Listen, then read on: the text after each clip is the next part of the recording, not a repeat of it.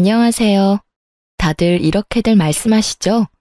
고부관계엔 엄마와 딸 같은 것이 없다. 저는 이런 말을 들으면 다른 사람들은 몰라도 저희는 다르다고 자부심을 가지고 말하곤 했었는데요. 많은 사람이 그리 말하는 것엔 이유가 다 있더라고요. 8년을 엄마와 딸처럼 지내던 시모와 저도 한순간에 남보다도 못한 사이가 되어버렸으니까요. 그렇게나 사이가 돈독하던 시모와 무슨 이유로 남보다 못한 사이가 되어버렸는지 저의 긴 사연 한번 들어보실래요?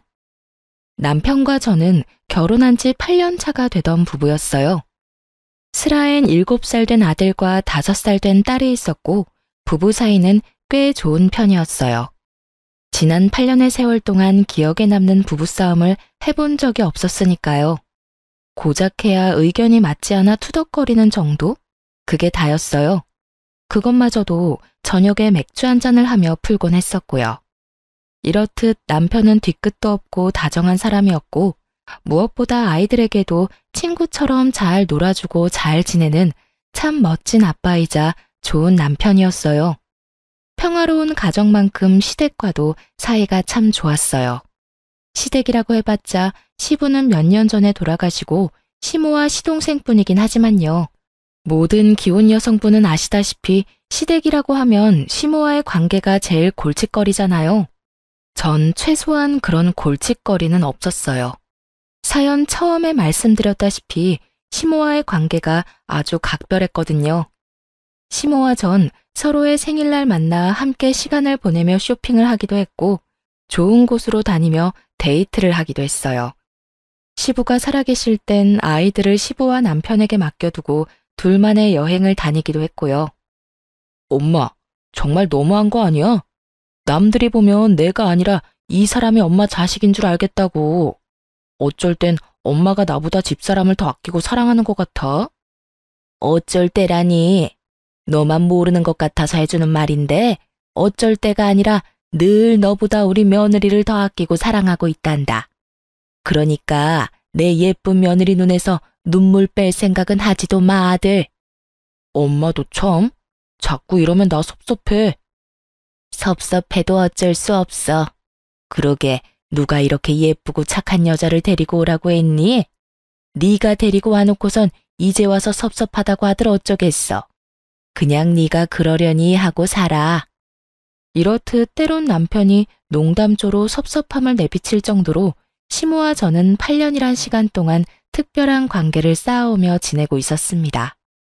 그렇게 견고하던 시모와 제 사이는 노총각이었던 시동생이 결혼을 하며 한순간에 금이 가버리며 무너져 내리더군요. 노총각이었던 시동생을 구제해준 청금과 같은 새 며느리에게 더욱 신경 써주고 친절하게 대해주려는 시모의 행동이 이해가 되지 않는 것도 아니었어요. 저 역시도 새로운 식구가 반가웠고 그런 동서가 시댁에 잘 적응할 수 있도록 도와주고 싶었으니까요. 하지만 날이 갈수록 시모의 이중적인 잣대와 대놓고 펼치는 비교질에 섭섭함이 점점 쌓여만 갔어요. 그 섭섭함의 시작은 신혼여행에서 돌아온 서방님 부부가 선물을 풀어놓으면서부터였어요. 동서는 비싼 화장품을 풀세트로 사온 것도 모자라 옷, 가방 등 시모 선물만 한 보따리를 풀어놓는데 그걸 지켜보는 제 입이 다 떡 벌어지는 정도였어요. 어머 새아가, 이게 다 뭐니? 어머님 선물이에요. 여기저기 다니는데 다 어머님께 어울릴 것 같아서 하나둘 사다 보니 이렇게 된 거 있죠? 어떠세요? 마음에 드세요? 당연히 마음에 들지. 고맙다, 아가. 신혼여행 다녀왔다고 선물 사주는 사람은 너뿐이구나. 내가 네 덕에 이런 호사를 다 누려보는구나. 호사라뇨. 그저 선물일 뿐인걸요. 앞으로는 제가 더 잘해서 어머님 더 기쁘게 해드릴게요. 어머머, 말도 어쩌면 그렇게도 예쁘게 하니? 며느리가 들어온 게 아니라 그야말로 복덩이가 들어왔구나. 얼굴도 예뻐, 성격도 착해, 어른 공경할 줄도 알아. 거기에다 직장도 대기업에. 고맙다, 고마워. 앞으로 나도 잘 부탁하마. 두 사람의 분위기는 그야말로 화기애애했고 중간중간 시모가 저를 겨냥한 말이 마음에 걸리긴 했지만 그간 저도 제 나름대로 잘했으니 그냥 인사치레로 하는 말인가 보다 하고 넘어갔어요.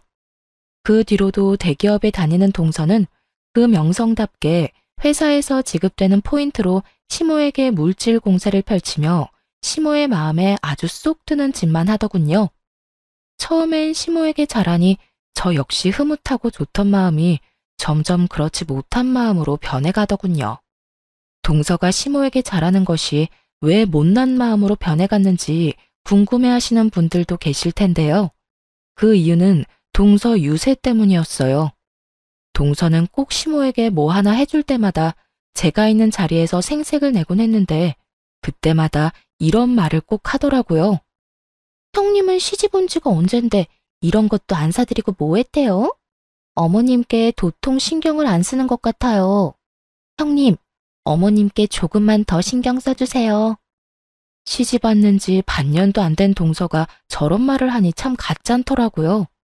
제가 시집 온 지가 햇수로 8년이 넘어가는데 그간 제가 해드린 걸 금액으로 따진다면 어마어마하지 않을까요? 물론 처음 결혼할 당시엔 동서처럼 여유로운 상황이 아니었던 터라 동서처럼 선물 공세를 펼치지 못했던 건 사실이에요. 그땐 저와 남편이 자리를 잡는다고 바빴으니까요. 하지만 자리를 잡고 난 후엔 친정보다 시댁에 더욱 신경을 썼다고 자부하는 저인데 동서가 졌단 말을 하니 참 억울하더군요. 저요, 처음 시집 올 때 시모가 살던 작은 전셋집도 돈 생기자마자 큰 전셋집으로 옮겨드렸고요. 형편되는 대로 아예 새 집을 마련해 이사 걱정 없이 살게 해드리려고 돈도 모으고 있었어요.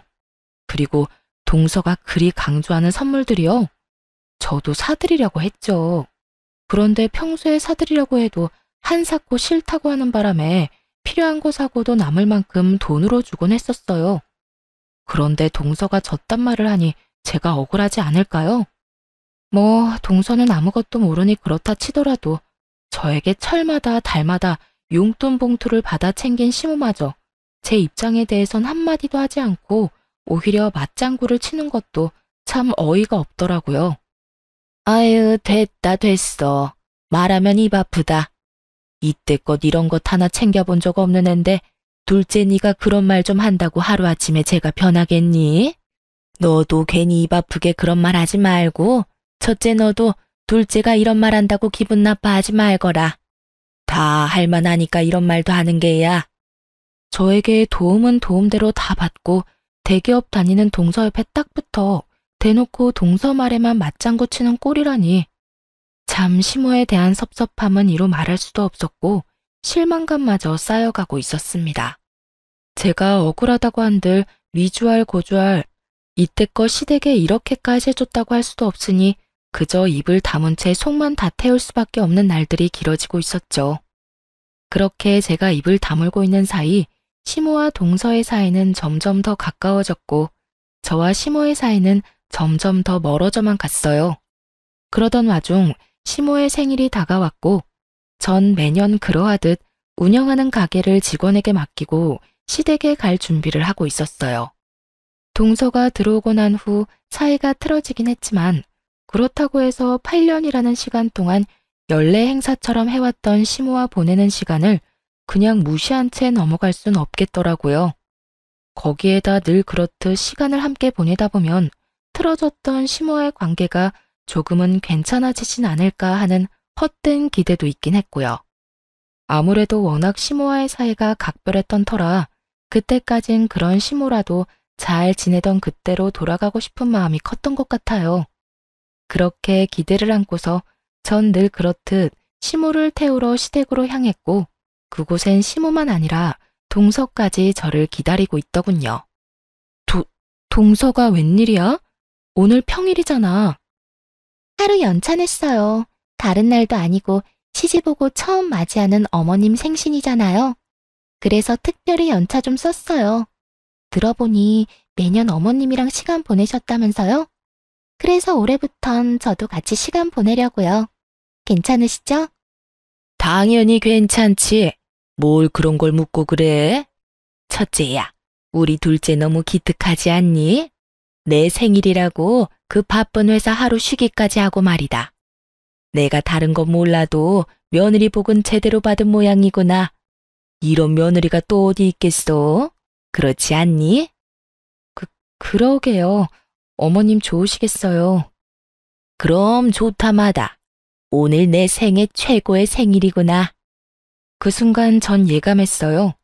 예기치 못한 동서의 등장으로 오늘 하루 저의 계획대로 흘러가긴 글러버렸다는 것을요. 거기에다 전 시모의 시선을 받기는커녕 동서의 병풍 역할이나 하다 끝나겠다는 것까지도요. 생각 같아선 바쁜 일이 생겼다며 집으로 돌아가고 싶은 마음이 굴뚝이었지만 이미 늦어버린 상황에 하는 수 없이 셋이서 불편한 데이트를 시작하게 되었습니다. 동서는 시모와 함께 뒷자리에 앉아 저에게 우선 백화점으로 가자고 했고 시모는 입이 귀에 걸려 내려올 줄 모르더군요. 저의 표정은 실시간으로 굳어져만 갔고요.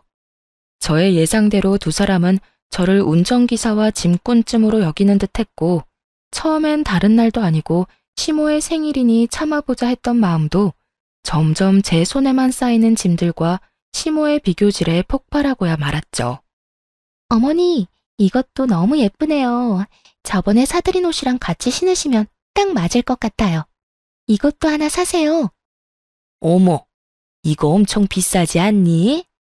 에이, 신발이 비싸봤자죠. 가격 신경 쓰시지 말고 그냥 사세요. 이럴 땐 제가 며느리 노릇 좀 하게 그냥 못 이기는 척 받으시면 돼요. 역시 대기업 다니는 며느리는 달라도 너무 다르구나. 이렇게 비싼 신발도 턱턱 사주고 말이다. 내 발이 우리 며느리 덕분에 아주 호강하게 생겼어. 에이, 이깟 신발 하나에 호강은 무슨. 제가 앞으로 더 호강시켜 드릴게요. 내가 며느리 덕이란 걸 너 때문에 다 누려보고 역시 우리 둘째 며느리가 최고구나.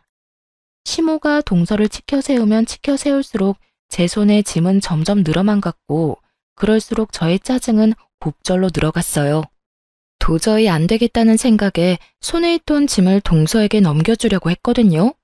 그런데 동서는 갑자기 말도 안 되는 변명을 짓거리기 시작하더군요. 동서, 도저히 안 되겠어. 이건 동서가 좀 같이 들어. 형님, 저도 같이 들어드리고 싶긴 한데요. 아시다시피 오늘 쉬느라 어제 일을 너무 무리해서 하는 바람에 팔부터 어깨까지 멀쩡한 곳이 없네요. 이 무슨 성이라고 눈꼽만큼도 들어가지 않은 변명을 듣고 있는데 정말 어처구니가 없더라고요. 도대체 저를 얼마나 무시하고 있으면 이런 말도 안 되는 말을 변명이라고 하고 있는 것인지. 그 순간 열이 확 뻗쳐 동서에게 따져 물으려는 순간 시모가 나서 제 입을 막아버리더군요. 이까지 짐 무거워봤자 얼마나 무겁다고 나눠들라고 하는 게야. 네 눈엔 우리 둘째 힘들어서 얼굴 다 상한 거 안 보이니? 어디 감히 대기업 다니는 우리 귀한 둘째한테 이딴 짐이나 들게 해. 잔말 말고 네가 다 들거라. 넌 남는 게 힘밖에 없지 않니? 이 말만 해도 기가 차 코가 막히는 지경인데 뒤이어 나오는 말은 더욱 가관이었습니다. 이딴 짐이나 들려고 우리 새아기가 일까지 쉬고 여기로 온 줄 아니? 어디 건방지게 누구한테 짐을 들라 마라 명령질이야? 그 순간 이런 말까지 들어가며 언제까지 참고 있어야 하나 이런 생각이 들더군요. 이쯤 되니 저도 할 말은 해야 한다는 생각이 들기도 했고요. 그래서 더는 참지 않고 제 할 말을 하기 시작했습니다. 아니 어머님, 저도 오늘 가게 직원한테 맡기고 왔어요. 저는 어디 노는 사람인가요? 저도 일해요. 그리고 팔 아픈 걸로 치면 동서보다 제가 더 아프지 않겠어요? 저도 오늘 하루 쉬느라 어제 하루 종일 매장 진열 상품 고르고 옮기고 진열하느라 몸살이 다 날 지경이에요. 이런 제 사정 뻔히 다 아시면서 다른 사람도 아닌 어머님이 어떻게 저한테 그런 식으로 말씀하실 수가 있어요? 그러게, 누가 오라고 했니? 뭐라고요? 오늘 너 오라고 한 사람 여기 아무도 없다. 네가 만나자고 하도 난리를 부려서 하는 수 없이 오라고 한 것뿐이지. 그리고 네 머리가 나빠서 우리 둘째처럼 대기업 못 가고 그 코딱지만한 가게로 돈벌이 한다고 고생하는 걸 왜 나한테 하소연을 하니? 그렇게 불만 많고 힘들면 당장 그만두거라. 참나, 그까지 가게에서 벌면 얼마나 번다고. 누가 들으면 어디 대기업이라도 다니는 줄 알겠다.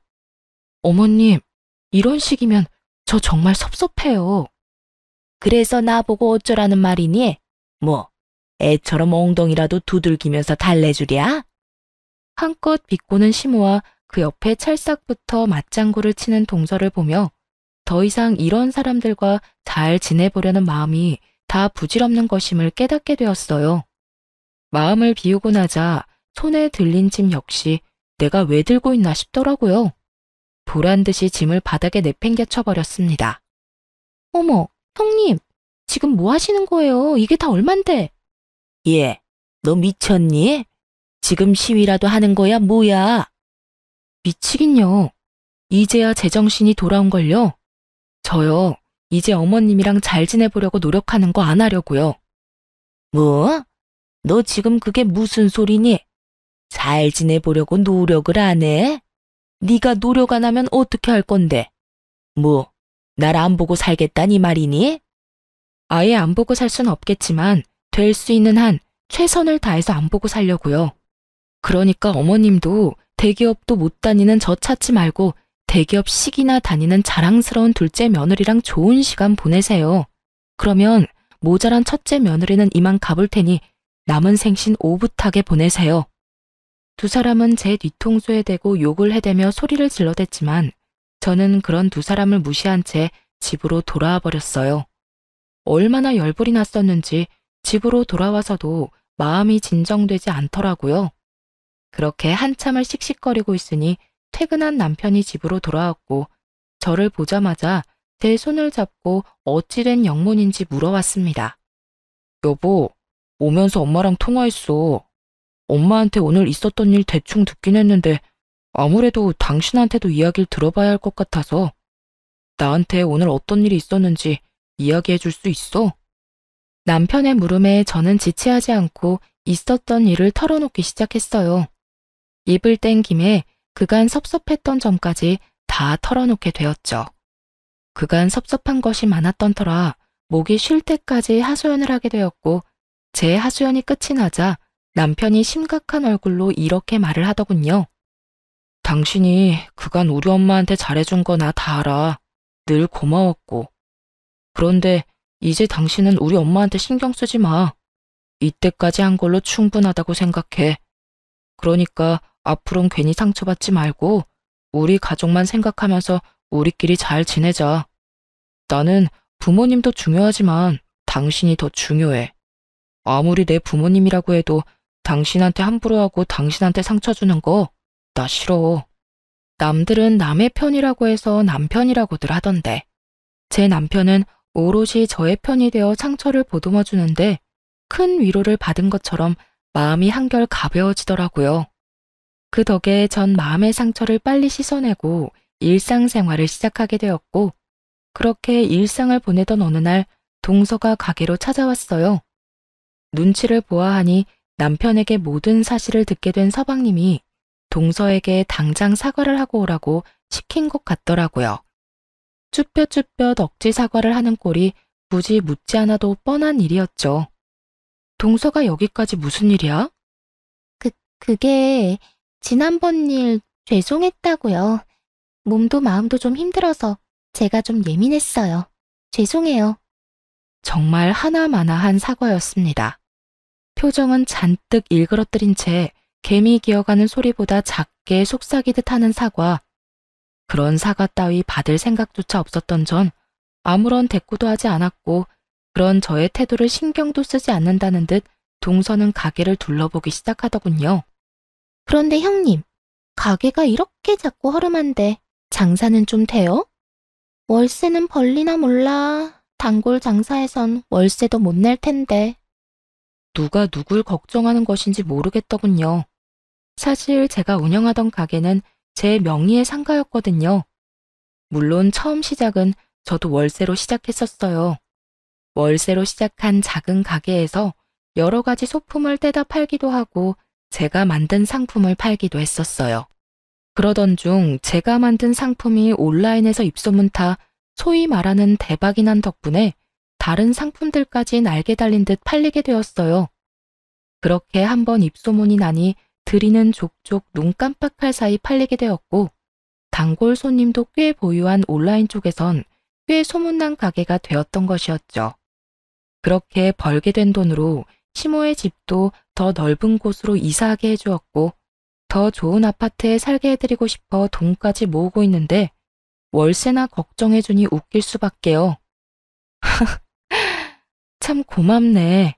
동서가 내 가게 월세 걱정까지 해주고 말이야. 그런데 동서, 월세 걱정은 안 해도 돼. 그건 내가 알아서 다 할 수 있으니까 말이야. 시모도 모르는 제 명예의 상가를 동서에게 말할 필요가 없었던 저는 웃으며 그런 걱정은 하지 말라고 했더니 순식간에 표정이 굳은 동서가 다짜고짜 이런 말을 하는 게 아니겠어요? 혹시 형님, 어머님 집 물려받을 수 있다는 헛된 꿈 꾸고 있는 건 아니죠? 뭐? 어머님 집? 그 전셋집 말이야? 아니요. 전셋집 말고 어머님 곧 새 아파트에 입주하신다고 하던 그 왜 있잖아요. 그 비싸기로 유명한 아파트요. 혹시나 해서 하는 말인데 어머님이 그 아파트 형님네 말고 저희 주신다고 했어요. 그러니까 그 아파트는 쳐다도 보지 마세요. 고래고래 소리를 지르며 있지도 않은 아파트에 침을 바르고 있는 동서를 보니 그간 동서가 왜 그렇게 시모에게 잘했는지 알 것 같더군요. 시모는 아직 사주지도 않은 집을 마치 자신의 힘으로 마련할 것처럼 동서에게 떠들어댔던 거죠. 훗날 제일 잘하는 자식에게 자신의 재산을 다 물려줄 것처럼 굴었던 것이었어요. 물려줄 재산은커녕 노후 자금조차 쥐뿔도 없는 시모가 그런 말을 했다는 사실도 어이가 없었지만 그 개떡 같은 말을 철석같이 믿고 있는 동서도 참 한심하더라고요. 동서, 뭔가 절대 이루지 못할 허황한 꿈을 꾸고 있는 것 같은데 어머님 그런 돈 없어. 그러니까 괜한 기대 그만하고 그딴 꿈에서 얼른 깨. 그게 동서한테도 이로울 테니까. 제가 이렇게까지 말했는데도 동서는 전혀 제 말을 이해하지 못한 듯 싶더군요. 제 말에 오히려 저에게 삿대질까지 하며 막말을 퍼부어대기 시작하는데 미쳐도 제대로 미쳤구나 싶었습니다. 참나, 누가 그렇게 말하면 속아 넘어갈 줄 알아요? 형님, 그렇게 안 받는데 정말 대단하시네요. 재산 좀 받아보겠다고 거짓말까지 다 하시네? 형님이 아무리 그래도 어머님 재산은 다 우리 몫이니 형님이나 꿈 깨세요. 내가 투자한 돈하고 시간이 얼만데 양심도 없어. 아무것도 안 하고 재산이나 노리는 꼴이라니. 제대로 미쳐버린 동서의 언행은 난동에 가까웠고 저 역시 그런 동서에게 밀리지 않고 똑같이 맞서며 이렇게 말해주었어요.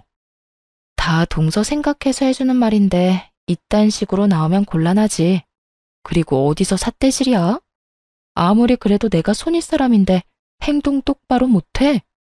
제 말에 동서는 비웃음을 날리며 제 어깨를 손가락으로 툭툭 치며 밀어내기 시작하더라고요. 아니, 사는 게 힘든 거 잘 알겠는데 아무리 그래도 남이 침 발라놓은 재산 노리고 그러면 안 되지. 그런 걸 보고 뭐라는 줄 알아요? 거지심보라고 해요. 아무것도 안 하고 돈이나 노리는 짓거리 말이에요. 무슨 말인지 알아들었으면 내가 받을 재산엔 눈길도 주지 마세요. 알겠어요? 있지도 않은 재산 타령을 하는 인간 말종과는 더는 대화 따위 나누고 싶지도 않더라고요. 이미 동서의 언행이 도를 지나치기도 했고요. 화가 난 저는 동서의 손을 거칠게 뿌리쳐버리곤 그대로 동서의 머리채를 잡아 가게 밖으로 밀어버렸어요. 그리고 생수 한 병을 뜯어 벙친 얼굴로 서 있는 동서의 얼굴에 시원하게 다 부어버리곤 가게 문을 잠가버렸습니다. 야, 너 이게 무슨 짓이야? 네가 나한테 이런 짓을 하고도 무사할 줄 알아? 내가 너 가만 안 둘 거야. 가만 안 두면 어떻게 할 건데? 그리고 네가 날 가만 안 둘 동안 나는 가만히 있겠니? 네가 나한테 손대는 순간 내 손도 가만히 있지 않을 테니 그런 줄 알고. 어디서 건방지게 되지도 않은 행패야 행패가. 야! 야라니. 한참 어린 게 어디서 반말질이야? 이번엔 머리채 말고 주둥이까지 뜯기고 싶어? 더 얻어맞기 전에 얼른 가라. 생각 같아서 확 쥐업해주고 싶은 거 넓은 아량으로 보내줄 테니까 빨리 꺼지란 말이야.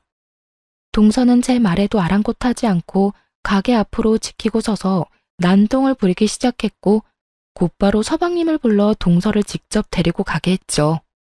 서방님의 손에 질질 끌려가던 동서의 모습은 아직까지 잊혀지지가 않네요. 얼마나 통쾌했는지 지금까지도 그 생각만 하면 미소가 절로 지어질 정도라니까요. 그 후 서방님은 저에게 남편을 통해 진심 어린 사과를 전해왔고 시모는 동서에게 무슨 말을 어떻게 들었는지 휴대전화가 뜨거워질 정도로 쉬지 않고 전화를 하기 시작했어요. 이미 시모에 대한 실망감 역시 컸던 터라 예전으로 돌아가기엔 이미 늦은 일이었고 더는 시모와 가까이 지낼 마음도 없을 뿐더러 그런 사람과 말조차 섞고 싶지 않았어요. 그랬기에 전 그 많은 시모의 연락에 무시로 일관된 태도를 보였고 저에게 할 말이 무수히 많은 시모는 기어코 남편에게까지 연락을 해오더군요. 예, 네 집사람 옆에 있니? 있으면 좀 바꿔다오. 내가 기니 할 말이 있는데 네 집사람이 내 연락을 안 받는다. 얼마나 화가 난 상태였으면 스피커폰이 아닌데도 불구하고 스피커폰을 한 것처럼 쩌렁쩌렁한 목소리가 제 귓가에 정확히 꽂히더라고요. 엄마, 제발 좀 그만해. 내가 웬만하면 여자들 일에 안 끼어들려고 했는데 엄마, 정말 해도 해도 너무한 거 아니야? 내가 뭘 그랬다고 나한테 화를 내니? 말이야 바른 말이라고. 나같이 좋은 시어머니가 또 있는 줄 아니? 그리고 이번 일 못 들었어? 네 처가 글쎄 우리 귀한 둘째 머리채를 잡은 것도 모자라 면상에 물까지 들이부었다고 하지 않니? 그런 짓을 했다는데 내가 참아야 해? 엄마가 못 참을 건 또 뭐야? 그리고 집사람이 재수씨가 아무 짓도 안 했는데 물까지 들이부었겠어? 엄마도 잘 알잖아. 집사람이 괜한 사람한테 그런 짓 할 사람 아니라는 거. 뻔히 다 아는 사람이 왜 이리 사리분별을 못하는 거야 도대체? 너 지금 사리분별이라고 했니? 내가 뭘 그렇게 사리분별을 못한다고 엄마한테 그런 말까지 하는 게야? 네 집사람 때문이니? 네 집사람이 뭐라고 하더니? 그것 봐라, 아주 몹쓸래라니까. 어디 감히 할 게 없어서 모자 사이에서 이간질이나 하냐고? 엄마, 그만 좀 해. 이 사람 그 일에 대해서 나한테 한마디 한 적 없고 엄마 둘째 아들이 나한테 전화해선 무슨 일이 있었는지 다 말해주더라. 오죽했으면 걔가 나한테 전화와서 이 사람한테 미안하다고 말할 면목조차 없다면서 대신 미안하다는 말 전해달라고 했겠어? 그러니까 엄마도 한 사람 말만 듣고 괜한 사람 잡을 생각도 하지 마. 그리고 앞으로 무슨 일이 있어도 이 사람한테 따로 연락해서 모진 말로 괴롭히지도 말고. 한 번만 더 이 사람 괴롭혔다간 나하고 영 끊을 생각까지 해야 할 거야. 그럼 끊어요. 노발대발하며 전화를 끊어버린 남편은 제 손을 꽉 잡으며 이렇게 말하더군요. 여보, 앞으로도 엄마 전화는 받지도 마. 그리고 집에도 찾아가지 말고. 혹시나 찾아오면 만나주지도 말고 바로 나한테 전화해. 알겠지? 알겠어. 알겠으니까 이제 화 좀 가라앉혀. 내가 다 미안해 정말. 어쩌다 당신이 이런 소리까지 듣게 됐는지. 정말 미안하다. 아니야, 괜찮아. 그래도 당신이라도 내 편 들어줘서 얼마나 든든한지 몰라. 내가 당신 남편인데 당신 편을 들어야지 누구 편을 들겠어? 하여튼 당신은 내가 지켜줄 테니까 당신은 그냥 내 등 뒤에 숨기나 해. 알겠지? 남편은 든든한 저의 방패막이 되어주겠다고 했고 저는 든든한 남편의 뒤에 숨어 한동안 시댁 일은 잊고 지낼 수 있었습니다. 그렇게 몇 달 시모라는 사람은 잊고 살고 있었는데 어느 날 갑자기 아침부터 전화가 연달아서 오더라고요. 저는 당연히 받지 않았고 계속 이어지던 전화는 잠시 멈추는가 싶더니 문자가 연달아 오는 것이 아니겠어요? 그 문자는 시모에게서 온 문자였는데 아주 급한 일이 있으니 지금 빨리 집으로 와달라는 연락이었어요. 순간 덜컥 겁이 나더라고요. 혼자 있는 시모가 혹여나 건강에 문제가 생긴 게 아닌가 싶어서요. 그래서 전 그 즉시 남편에게 빨리 시댁으로 오라고 연락을 하고선 서둘러 시댁으로 갔어요. 시댁에 들어서니 시모는 저의 우려와는 달리 아주 평온한 표정으로 이렇게 말하더군요. 왔니? 왔니? 이 두 글자가 얼마나 사람을 황당하게 만들 수 있는지 저는 그날 깨달았습니다. 그 말을 듣는 순간 맥이 확 풀리며 말도 제대로 나오지 않더군요. 어머님, 무슨 일 있는 거 아니었어요? 급한 일 있다고 했잖아요. 아, 그랬지. 급한 일이 있었지. 오늘 우리 둘째 생일이라고 하더구나. 그래서 생일상을 좀 차려주고 싶은데 아무리 생각해도 나 혼자 하려니까 막막해서 말이야. 순간 제 귀가 잘못됐나 싶더라고요. 다른 것도 아닌 손아랫 사람 생일상이나 차리라고 아침부터 이 난리를 부렸다니요. 저는 믿기지 않는 현실에 시모에게 되물었죠. 네? 뭐라고요? 그래서 저보고 지금 다른 사람도 아니고 동서 생일상이나 차리라고 오라고 했단 말이에요. 그래. 그러면 이 나이에 혼자 며느리 생일상 차리리? 그래도 둘째가 얼마나 생각이 깊은지 자기도 와서 같이 돕겠다고 아까 출발한다고 하더라. 아마 다 와갈 거니 얼른 서둘러 상 차리렴. 아무리 그래도 생일인데 손에 물 묻히게 하면 쓰니? 그러면서 저를 이끌고 주방에 밀어넣는데 상황이 너무 황당해서 그런지 사고가 멈춰버려 주방까지 들어가게 되었어요. 그렇게 한참을 멍하니 주방에 서 있는데 밖이 소란스러운 것이 동서가 온 것 같더라고요. 그때까지도 전 혼이 나가 있었고 동서가 제 뒤로 와 말을 걸어오고서야 정신이 번쩍 들었어요. 걔 누구야? 형님 아니세요? 여기 무슨 일이래요? 혹시 제 생일상 차려주러 온 거예요? 그땐 두 번 다신 안 볼 것처럼 제 머리채 휘어잡더니 역시 말은 그렇게 했어도 어머님께 잘 보이고 싶긴 한가 보네요. 이럴 거면서 아닌 척은 왜 그렇게 했대? 그렇지 않아도 상황이 어이가 없고 화가 나 미칠 것만 같은데 바로 옆에 붙어 서서 빈정거리는 동서의 꼴을 보고 있는데 화가 머리 끝까지 치솟는 기분이더군요. 동서, 지금 내 표정 안 보여? 나라고 동서 생일상이나 차리자고 아침 대바람부터 여기 온 줄 알아? 나도 어머님께 속아서 온 거니까 사람 속 그만 긁고 할 일이나 해. 그 잘난 머리채 또 잡히고 싶지 않으면 말이야. 살기 어린 저의 표정에 동서는 얄미운 입을 다물더니 시모가 불려놓은 미역을 씻기 시작하더군요. 그렇게 주방에서 물소리가 나자 시모는 확인하러 주방에 들어왔는데 글쎄 동서가 미역을 씻는 모습을 발견한 시모가 다짜고짜 제 머리채를 휘어잡더니 욕을 하기 시작하더군요. 내 인연, 내가 너한테 상차리라고 했지 둘째한테 상차리라고 했어? 내가 분명히 말했지. 다른 날도 아니고 둘째 생일인데 둘째 손에 물 묻히게 하면 되겠냐고. 내가 그렇게까지 말했는데 네가 날 무시해도 유분수지. 어떻게 둘째가 일을 하게 해? 우리 둘째가 너 같은 줄 알아? 너처럼 구멍가게 나는 사람이랑 대기업 다니는 우리 둘째랑 같은 줄 아냐고. 갑자기 잡힌 머리채도 화가 났지만 시모의 말이 더욱 화가 나더군요.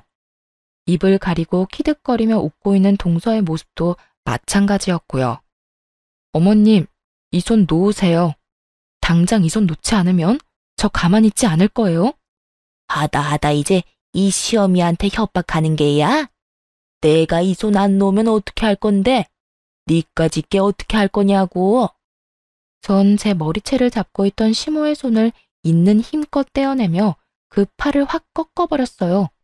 그때야 이 상황을 손 놓고 보던 동서가 나서 말려보려 저에게 달려들었지만 그 순간 잡고 있던 시모를 밀쳐버리고 저를 향하던 동서의 머리채를 다시 한번 잡아주었습니다. 그렇게 동서의 머리채를 다시 한번 잡게 된 저는 인정사정 없이 흔들다 동서 역시 있는 힘껏 시모를 향해 밀쳐버렸죠. 그렇게 집안에서 난리통이 벌어지는 사이 남편과 함께 서방님까지 시댁으로 헐레벌떡 뛰어들어오더군요. 두 사람을 발견한 시모와 동서는 나오지도 않는 눈물을 짜내며 하소연을 하기 시작하더군요. 아이고, 나 죽네, 나 죽어. 동네 사람들, 며느리가 시어미 팔을 꺾지를 않나 있는 힘껏 패대기를 치질 않나. 내가 살다 별꼴을 다 당하네. 여보, 형님이 글쎄 어머님을 막 때리고 밀치길래 내가 말렸더니 내 머리채를 확 잡아서 나까지 있는 힘껏 밀어버리는 거 있지? 나 너무 무서웠어. 눈물 없이 들을 수 없는 두 사람의 하소연에 서방님은 아무런 말도 꺼내지 않고 가만히 서 있었고, 남편은 저에게 다가와 제 손에 뜯긴 머리카락을 털어주었죠. 괜찮아? 난 괜찮아. 그래, 괜찮으면 됐어. 무슨 일이야? 무슨 일이 있었길래 당신 손에 머리카락이 있는 거야? 남편의 물음에 전 하나도 더하지도 빼지도 않고 있었던 일을 설명했고, 제 말을 다 들은 남편은 이때껏 본 적 없는 무서운 얼굴로 화를 내기 시작했어요. 엄마, 진짜 내가 적당히 좀 하라고 했지? 내가 제발 이 사람 괴롭히지 말라고 했잖아. 그런데 뭐? 급한 일이 있다고 아침부터 사람 불러놓고 저 여자 생일상이나 차리라고 했다고? 저 여자? 넌 네 동생 와이프한테 저 여자가 뭐니? 내 마누라 괴롭히는 여자한테 내가 재수씨라고 호칭까지 붙여서 불러줘야 해? 엄마가 엄마 아들을 잘 몰라서 그런가 본데 나 그렇게 너그러운 사람 아니야. 그리고 엄마한테 엄마라고 부르는 것도 오늘이 마지막이야. 뭐라고? 너 지금 연이라도 끊자는 이 말이니? 연 끊어 엄마. 난 할 만큼 했고 집사람도 엄마한테 할 만큼 했어. 뭘 얼마나 할 만큼 했다고? 제가 나한테 뭘 해줬다고 이 난리인 거야? 엄마, 내가 진짜 이런 말까지 하지 않으려고 했는데 엄마가 사는 이 집도 저 사람이 힘들게 번 돈으로 마련해 준 거고, 엄마가 곧 이사 갈 예정이었던 집도 저 사람이 다 아끼고 모아서 이사시켜 드릴 예정이었다고. 그런데 뭐? 뭘 얼마만큼 해줘? 저 여자가 엄마한테 가방 사주고 비싼 물건들 턱턱 사준 거 다 아는데 그까짓 거 얼마나 한다고 우리 집사람한테 그 서러움을 줘? 그게 사실이니? 너 나한텐 전부 네가 번 돈으로 해주는 거라고 했잖아. 그거야. 집사람이 내 기 살려준다고 그렇게 하자고 했으니까. 집사람이 그렇게나 나를 생각해주고 엄마를 위해줬는데 엄마는 그까짓 게 뭐라고. 다 됐고 이제 인연 끊어요. 난 오늘부터 부모 없다고 생각하고 살 테니까. 맞아요. 이때까지 힘들게 번 돈을 그간 힘들게만 살았던 시모를 위해 아낌없이 베풀고 있던 저였죠. 이런 나의 호의를 전혀 알지 못하고 그저 남편의 능력으로 자신이 호사를 누리고 있다고 착각했던 것이었어요. 그러는 와중 대기업을 다니는 능력 좋은 동서가 들어오게 되었고, 동서를 보다 보니 제가 남편에게 모자라도 한참 모자란다는 생각에 저를 홀대하게 되었던 것이었죠. 모든 사실을 알게 된 시모는 복잡 미묘한 표정을 내비치는 것도 잠시 망연자실한 얼굴로 저와 남편을 번갈아 보더군요. 동서의 표정 역시 시모와 다를 바가 없었고요. 그럴 수밖에요. 그동안 시모가 가지게 될 비싼 아파트를 물려받을 생각에 맞지도 않는 착한 며느리 코스프레까지 하며 시모 입안에 혀처럼 굴었는데 그 모든 것이 전부 거짓이란 걸 깨달았을 테니까요. 마지막 선언을 한 남편은 저를 보며 마지막으로 하고 싶은 말이 있으면 하라고 하더군요. 그래서 전 정말 마지막이라는 생각으로 모든 걸 정리하기로 했습니다. 어머님, 지금 사는 이 집도 전세금 제가 해드린 거예요. 당연히 계약자도 제 이름으로 되어 있고요. 그래서 이 집이라도 내놓으란 이 말이니? 네, 한 달 드릴 테니 그 안에 집 비워주세요. 저도 이렇게까지 할 생각은 아니었는데 어머님께서 제 머리채까지 잡으신 마당에 제가 제 돈 들여 어머님 사는 집까지 마련해주는 건 아니다 싶네요. 거기에다 이제 제 남편까지 연을 끊는다고 하니 더욱 제가 어머님께 호의를 베풀 이유도 없고요. 그러니까 한 달 내에 꼭 이 집에서 나가주세요. 아가, 그러지 말고 다시 한 번만 생각해 주렴. 이 엄동설안에 이 집에서 나가면 어딜 가란 말이냐? 그러지 말고 내가 다 잘못했으니 이 집에서만 살게 해다오. 어딜 갈지 왜 그걸 걱정하세요? 동서 있잖아요. 대기업 다니는 동서. 어머님 입만 열면 이렇게 말했잖아요. 우리 둘째만한 며느리가 또 없다. 우리 둘째 며느리가 최고다. 그 최고의 며느리 집 가서 오손도손 행복하게 사세요. 제 말에 시모는 제 바지가랑이를 붙잡고 울고 불고 빌었지만 그런 시모의 손길을 뿌리치고 남편과 함께 집으로 돌아와 버렸습니다. 얼마 후 시모와 동서가 가게로 찾아와 무릎까지 꿇고 저에게 빌더라고요. 형님, 제발 한 번만 용서해 주세요. 제가 아무것도 모르고 형님께 너무 버릇없이 군 거 이렇게 빌게요. 그러니까 제발 한 번 더 아량을 베풀어 주시면 안 될까요? 그래, 첫째야. 내가 다 잘못했다. 사람 욕심이 뭔지 내가 너같이 착한 애한테 그래선 안 되는 거였는데 정말 미안하구나. 내가 이렇게 용서를 구할 테니 부디 한 번만 용서해다오. 우리 예전이 참 좋지 않았니? 그동안 좋았던 시절을 봐서라도 딱 한 번만 용서해다오. 집도 절도 없이 길거리에 나앉게 된 시모와 그런 시모를 꼼짝없이 떠맡게 된 동서. 환상의 하모니를 듣고 있자니 정말 속이 뻔히 보여 웃음이 다 나더군요. 미안하다는 말이 정말 와닿지도 않고요. 더는 진심도 아닌 그딴 말들 듣고 싶지도 않아요. 이렇게 해서 용서될 것 같았으면 연 끊는다는 남편 말에 동의하지도 않았을 테고요. 그러니까 이만 돌아가 주세요. 저 지금 경찰에 신고할 건데 지금 안 가면 험한 꼴 보게 될 거예요.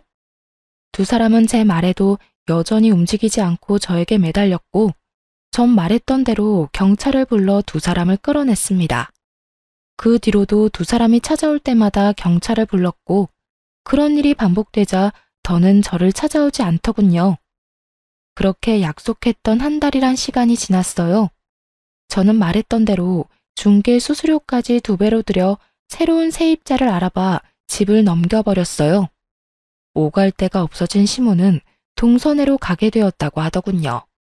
그렇게나 죽고 못 살던 두 사람의 관계도 시모가 쥐뿔도 가진 것이 없다는 사실이 드러나자 산산조각이 나는 건 시간 문제였어요. 동서는 착한 며느리의 가면을 벗어던지고 시모를 구박하기 시작했고 결국 그 모진 냉대들을 견디던 시모는 동서가 준 500만 원을 받고 쫓겨나다시피 나오게 되었다고 하더군요. 시모가 동서의 집에서 나오고 난 후 시모는 서방님을 찾아가 모든 사실을 알렸고 그렇게 모든 사실을 알게 된 서방님은 동서에게 오만정이 떨어져 이혼까지 하게 되었고요. 그래도 동서는 서방님에 대한 사랑만큼은 진심이었는지 서방님께 끝까지 매달렸지만 서방님의 결심은 확고했고 그랬기에 이혼은 피할 수가 없었죠. 이혼까지 한 서방님은 시모에게 정이 떨어진 것도 매한가지인지 시모와도 거리를 두고 있다는 이야기도 들려오더군요. 동서에게 받은 돈 500만 원으로 원룸을 얻어 살게 된 시모는 예전 다정했던 시모의 모습으로 돌아와 저에게 연락이 오곤 했어요. 아가, 잘 지내니? 난 잘 지낸단다.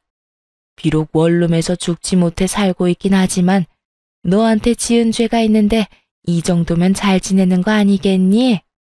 오늘따라 네가 왜 그렇게 보고 싶은지 목소리라도 듣고 싶어서 전화했단다. 아픈 데는 없지? 가게는 잘 되고? 그런 게 궁금해서 전화했어요? 저요, 전화 받고 싶어서 받은 게 아니라 실수로 받게 된 거예요. 그러니까 할 말 있으면 빨리 하고 앞으로 다신 연락하지 말아주세요. 아가, 내가 정말 미안하구나. 내가 요즘 정말 반성을 많이 하고 있어. 그러니까 다시 연락하고 지내면 안 되겠니? 너한테 바라는 거 아무것도 없단다. 그저 예전처럼 연락이라도 하면서 지내고 싶어서 그래. 저는 어머님이랑 더는 가깝게 지내면서 연락까지 하고 지낼 마음 추호도 없어요. 그러니까 다신 연락하지 말아주세요. 시모는 할 말이 더 있어 보였지만 가차없이 전화를 끊어버렸어요. 이제 와서 이렇게 다정하게 말한다 한들 뭐 하겠어요. 이미 시모가 어떤 사람인지 다 알아버렸는데요. 실수로 전화를 받은 뒤론 시모의 전화는 계속되었고 어떻게 해야 하나 곤란하던 차에 남편이 어떻게 알았는지 번호까지 바꿔 새 휴대전화를 사준 덕분에 더는 연락하는 일은 없었어요. 남편 역시 단단히 마음먹었는지 시모와의 모든 연락을 끊어버렸고 저는 전세금을 회수한 돈과 집을 해드리기 위해 모았던 돈 일부를 투자해 더 큰 곳으로 가게를 옮겨버렸어요. 더는 누구도 찾아올 일이 없도록 말이죠. 그렇게 몇 년의 시간이 지났네요. 요즘은 직원들도 더 많이 생겼고 그만큼 아이들과 더 많은 시간을 보내고 있어요. 남편 역시 회사 일도 하는 와중에 가게 일을 도와주면서 아이들과 여전히 친구처럼 지내고 있고요. 이때껏 그래왔듯이 앞으로도 남편과 전 아이들을 위해 그리고 저희를 위해 좀 더 나은 어른으로 살아가려고 노력하고 있어요. 시모와의 일을 겪으며 다른 어느 것보다 내가 더 나은 사람이 되어야겠다는 생각을 참 많이 하게 되었거든요. 가끔 그런 생각을 해요. 시모가 조금만 나은 사람이었다면 자신 앞에 놓인 꽃길을 그렇게 제 발로 차버리진 않았을 텐데 하는 생각 말이에요. 그 정도로 전 시모에게 잘할 자신도 있었고 실제로도 그렇게 하려고 노력도 했었고요. 하지만 시모는 저의 그런 호의를 받을 만큼의 인간이 되지 못했고 그런 시모와는 달리 현명한 남편 덕분에 저는 지금 시모와의 연을 끊고 행복하게 살고 있으니 그걸로 다 잘된 일인 것이겠죠? 그렇게 믿고 앞으로 더 행복하게 살아보려고요. 이로써 저의 사연은 끝이 났네요. 저의 긴 사연 들어주셔서 감사합니다. 다들 행복하세요.